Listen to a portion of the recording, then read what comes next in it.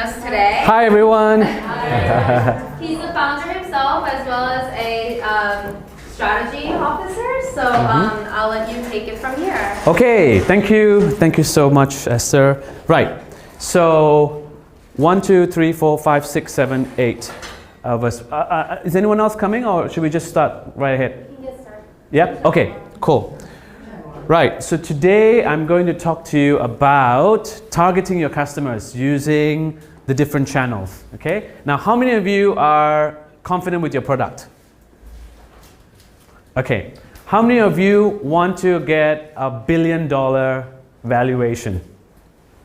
Okay, good. What about the rest that didn't raise your hands? Okay, right, okay. Now, today I'm going to share with you, right, the exact secrets that the unicorns used to actually grow and scale to millions of users, okay? Because that's what it's all about. It's how fast you grow, okay?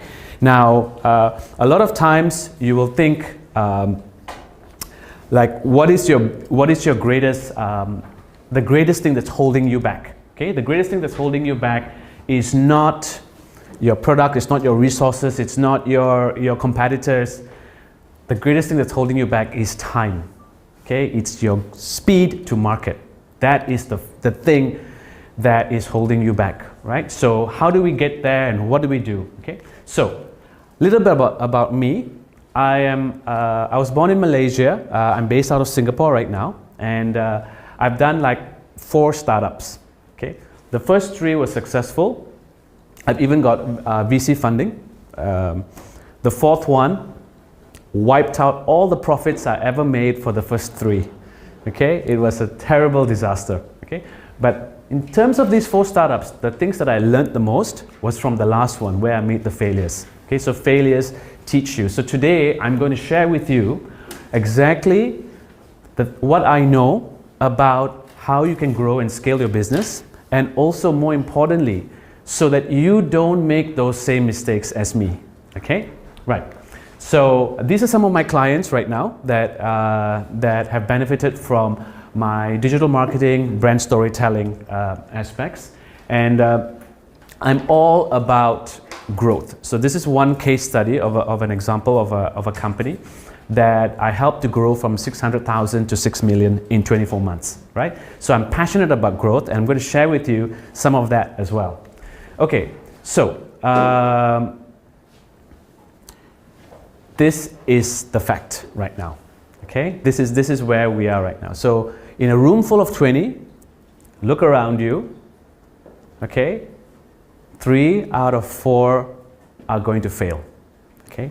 And this, I'm not telling this to depress you, but I'm telling this to impress upon you that you need to know what the 25% did to be successful, right? And that is absolutely critical, because this thing, and these are venture backed, okay? They are the smartest guys in the room, so to speak, okay? And they have failed. So how do you do that, and where do you take from there? So what is the number 1 reason? Okay, it is not product. Okay, it's not. So you have a lot of founders are obsessed about their product.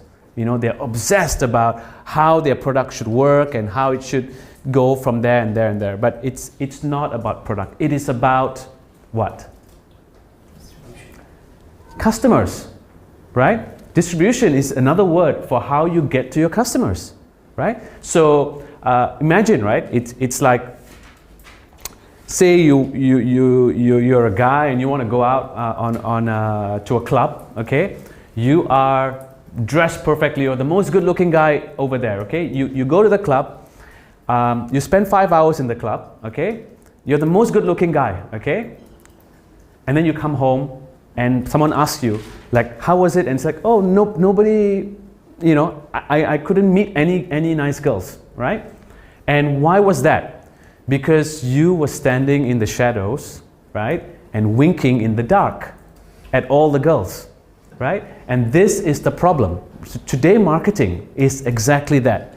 You are winking at the girls in the dark, okay? So the girls don't even know you exist, okay? And they don't even know what you're doing, right? So the key here is that the channel, your distribution is completely critical to the success of your business. And we're going to go drill into that.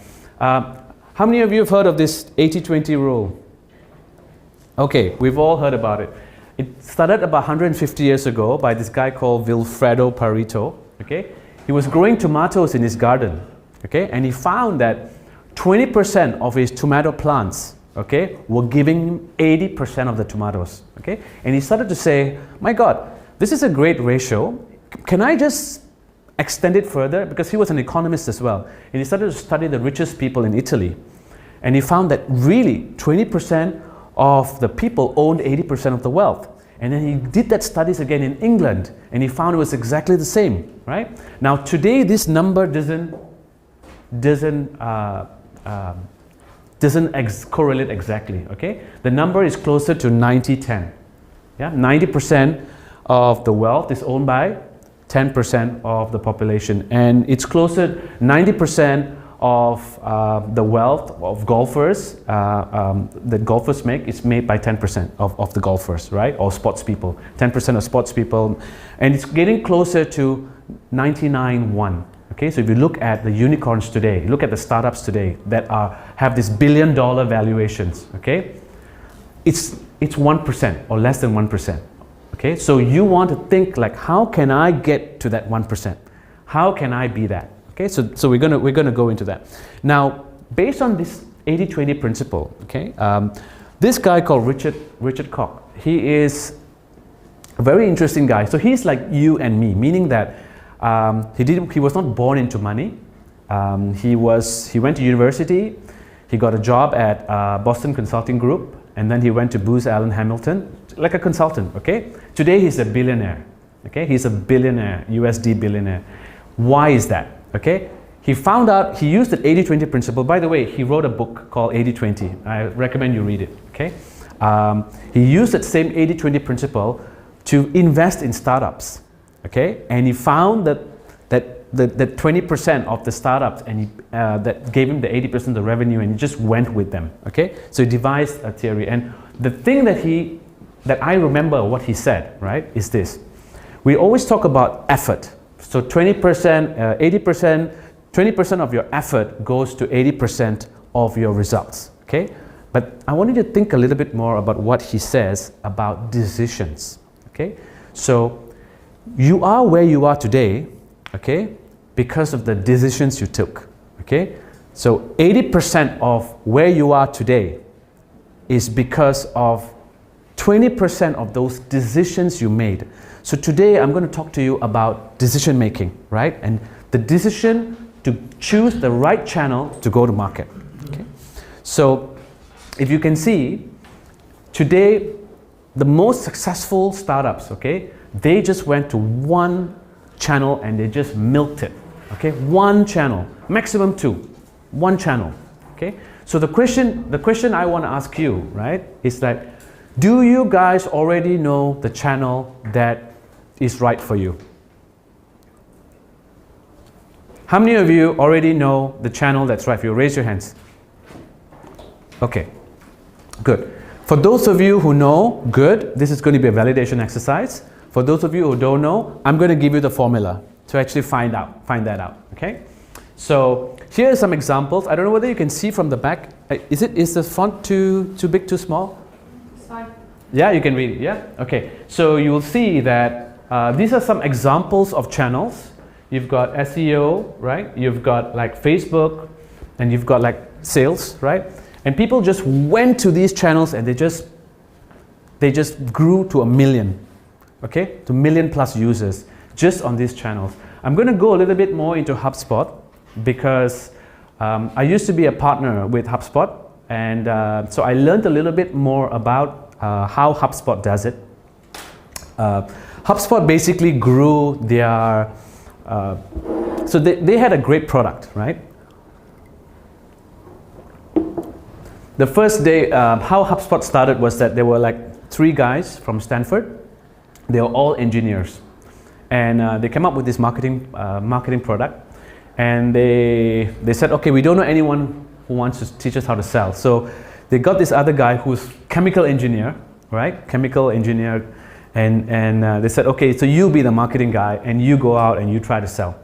So like there's 0 marketing people in that group, okay? And the first day he went out, he just went knocking on doors in New York. No, it was in Boston, right? He went knocking on doors, and he managed to get 20 sales, right? Knocking on doors, and then he said, wow, we're onto a winner, right? So that means, first of all, your product needs to be a must-have product, okay? It needs to be like an awesome, amazing, cannot live without product, okay? Once you have this product and it's set, then you can go into the next level, okay? But let me just show you an example of how HubSpot did it, okay? So they broke their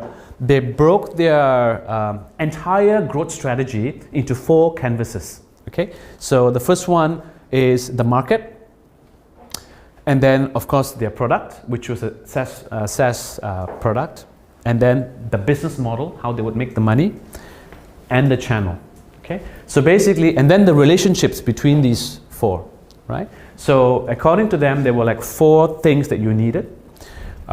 Today I'm just going to talk about this one thing, which is your product channel fit, okay? We don't have time to go into the detail, but basically what HubSpot did was, this is it, the same thing, but more expanded to HubSpot, right? And they found that they pretty much just had one channel, which is the SEO channel, okay? Their content marketing, right, was their big channel, and they had an inside sales team, okay? So that's pretty much what they did. And so to grow to 100 million US dollars, they decided they needed to make some changes. So they locked in the market and they made some changes, okay? The key here, right, is how they focused on particular things, okay? And that's what I wanted to tell you. Now HubSpot uses 4. I introduced the 5th one, which is the language market.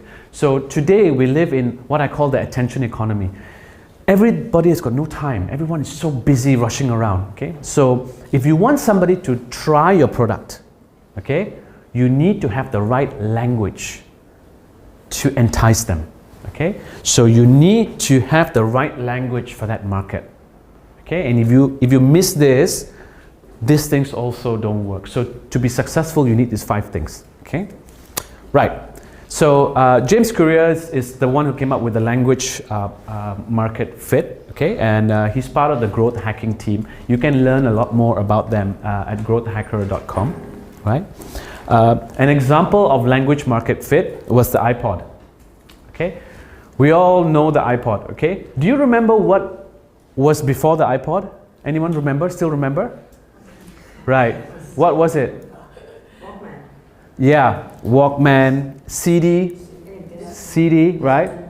And then they had MP3s, okay? So at that time, a CD player, you could have 12 songs, maybe 18, maximum 18 songs, okay, on a CD.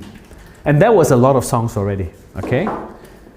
And you couldn't fit it in your pocket because the CD is like too big, okay? So when Steve Jobs came, he did not talk about how many, what he calls it, speeds and feeds, okay? Steve Jobs did not talk about speeds or feeds, okay? How fast this thing is and whatever. Even though he had all of that, he just had one sentence. 1,000 songs in your pocket, okay? And that was a sticky message, very sticky, okay? So you need to think about your language market fit, right, for your channel, and how sticky it's going to be, okay? So let's drill down now into the channel product fit. So Sean Ellis, growthhackers.com, I highly recommend you to go. He's got a book called Hacking Growth, which highly recommend you to read as well. Okay, so the first thing I learned about channels, right, is that it's not static, okay? Channel is like us, they grow and they die, okay? So if you want to choose a channel right now, okay, make sure you're choosing a channel in growth phase. So like for a lot of people, choosing Facebook today is a very, very expensive option, okay? It's a very expensive option. So this is 2017, right? So what's the next big thing? Okay, the next big thing: driverless cars, Alexa. Okay, these are the new channels that are still in their infancy, still growing. Okay, and where there's a lot of opportunity where you can get involved. But I'm going to take this. How many of you are in a SaaS business, actually selling software service? Okay. How many of you are? I know someone in retail. How many of you are in like non-online, offline businesses? Offline. Okay. Yeah. Okay. So that's 2 there. Okay. So generally, you will find that whatever that I say applies to you as well, but you just need to take it as is. Okay. So the first thing you need to know is the channels. Choosing the channel is super critical because you don't want to choose a channel when it's already peaked, because then it's going to be expensive and the channel is going to shrink. Okay. Okay. So